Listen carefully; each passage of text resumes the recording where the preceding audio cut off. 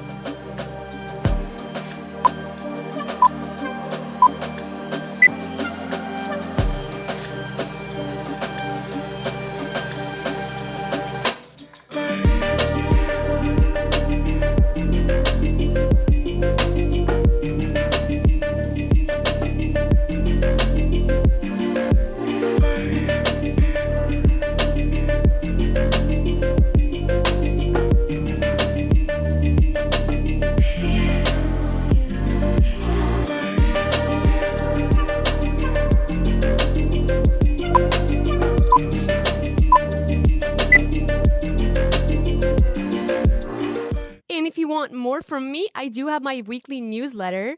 Every week in your inbox, you'll receive Anna Bendy's tip, where I share helpful tips, flexibility, and mindfulness about flexibility, and some more personal updates as well. Once you sign up, you also get a free PDF stretching guide from me.